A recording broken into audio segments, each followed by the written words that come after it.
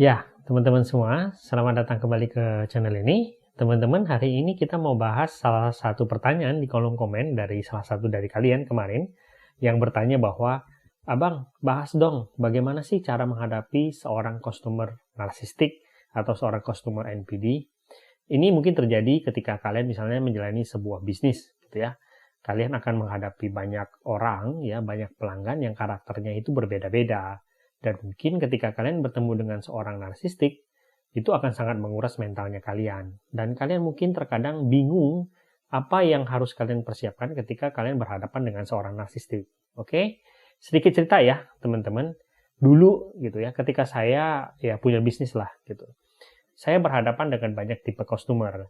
Sebagai seorang impet, dulu saya punya pemikiran bahwa ya customer itu adalah raja. Ya saya nggak tahu ya apakah itu benar atau enggak, atau masih relevan atau enggak sampai sekarang. Tetapi saya sangat meyakini hal tersebut. Sebagai seorang impet, kamu kan punya naluri untuk melayani kan, gitu ya. Kamu punya toleransi yang sangat besar.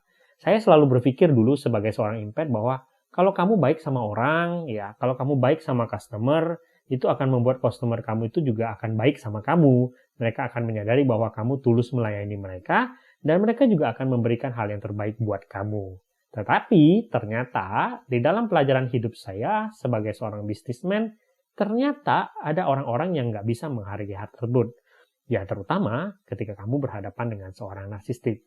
Ya banyak pengorbanan yang harus saya keluarkan untuk mempelajari hal tersebut gitu ya. Bahwa pada akhirnya kamu tidak bisa memperlakukan semua customer kamu itu sebagai raja. Kenapa? Karena ada orang-orang tertentu di dunia ini yang mana ketika kamu memberikan segala-galanya sampai kamu mengorbankan diri kamu sekaligus, itu nggak akan berarti buat mereka. Dan itu juga berlaku di dalam dunia bisnis. Oke?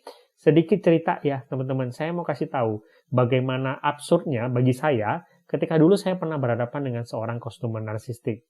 Gini, saya tidak mengatakan bahwa orang yang akan melakukan seperti cerita ini adalah pasti seorang narsistik, tapi ini pengalaman pribadi ketika saya bertemu dengan seorang customer narsistik.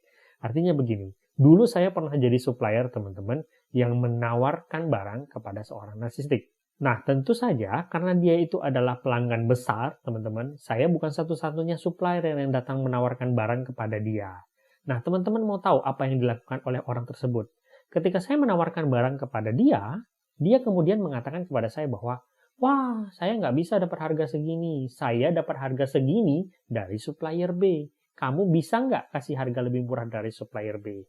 Ya tentu gitu ya, karena saya ingin masuk ke tempatnya dia, saya menghitung dan kemudian oke, saya masih bisa menyaingi harga tersebut. Dan kemudian saya memberikan penawaran yang lebih baik dari customer B. Sampai sini teman-teman, ini adalah sebuah kejadian yang biasa di dalam dunia bisnis. Teman-teman mungkin udah tahu. Dan kalau kita bertemu hal seperti ini, ya tentu saja ini bukan sesuatu yang absurd lah gitu ya. Tetapi ini yang bikin saya bingung.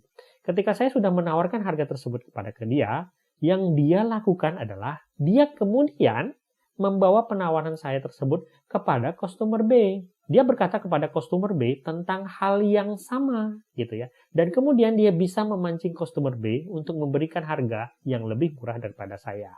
Dan tidak berhenti sampai di situ teman-teman. Sehabis dia mendapatkan penawaran dari customer B, dia kemudian datang kembali kepada saya dan meminta penawaran yang lebih murah karena dia mendapatkan penawaran dari customer B.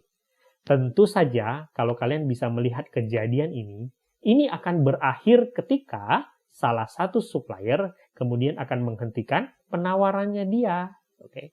Nah, teman-teman, saya nggak tahu ya etika dalam bisnis itu kayak gimana, tetapi bagi saya ini absurd gitu ya.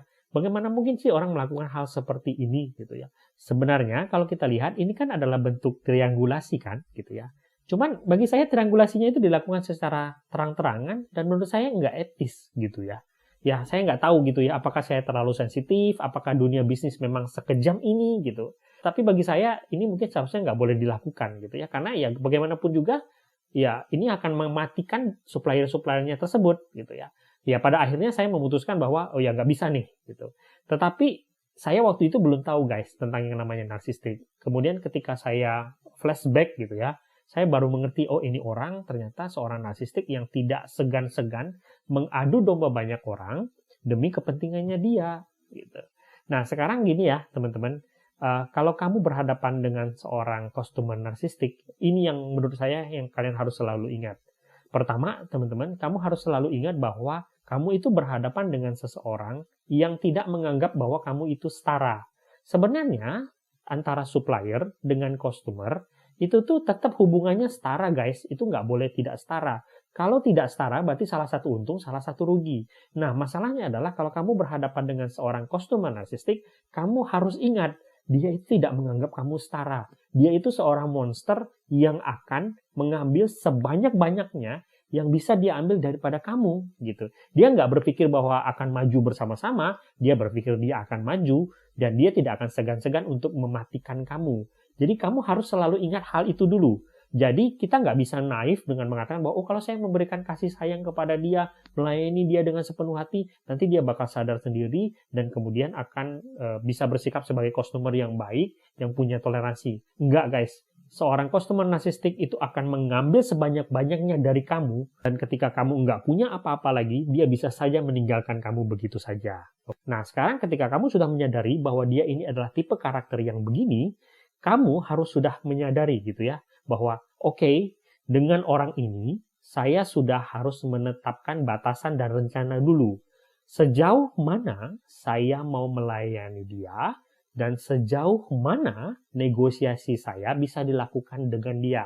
Kalian sudah harus menetapkan batasan dulu. Artinya adalah bahwa kalau nanti dia meminta ini dan ini dan ini, saya sudah tahu batasannya sejauh mana saya bisa memberikan itu kepada dia. Ingat, batasan itu kalian yang harus tentukan. Kalian nggak bisa ngarapin dia tuh punya pemikiran sendiri atau empati sendiri untuk menetapkan batasan sejauh mana dia akan meminta. Nggak akan bisa. Kamu sudah harus menetapkan batasan sejauh mana saya bisa mentoleransi keinginannya dia. Dan tegaslah akan hal tersebut. Kenapa? Karena kalau kalian nggak tegas, dia akan masuk sebanyak-banyaknya untuk meminta sekuat-kuatnya dari kalian. Oke? Nah, selain itu, ingat teman-teman, kalau kamu seorang impet, jangan naif.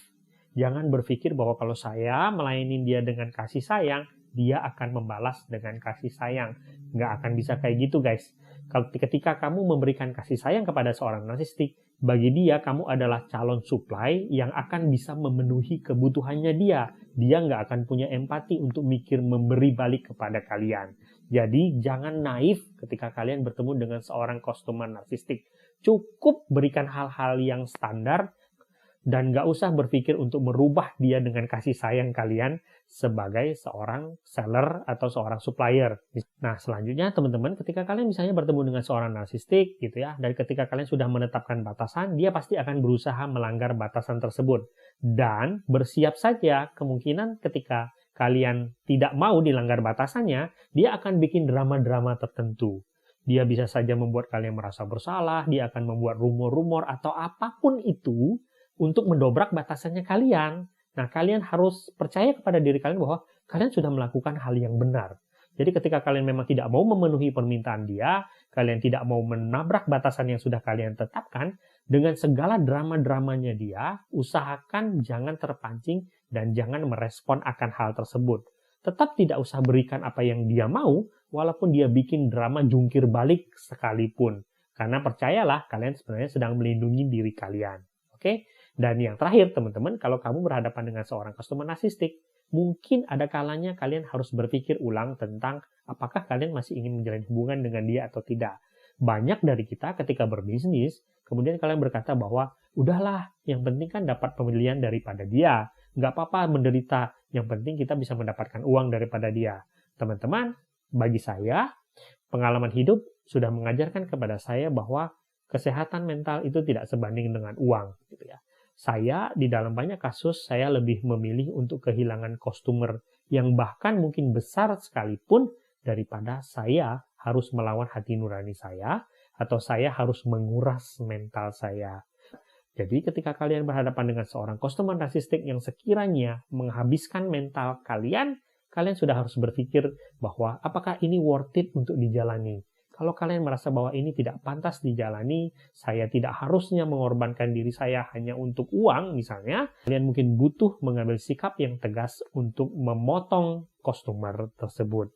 Apapun resikonya, biarkan dia pergi dan percayalah, ketika dia pergi, itu bukan salahnya kalian, karena kalian sebenarnya sedang melindungi diri kalian. Itu adalah beberapa tips yang bisa saya bagikan ketika kamu berhadapan dengan seorang customer narcissistic. Semoga video ini berguna. Sampai jumpa di video berikutnya.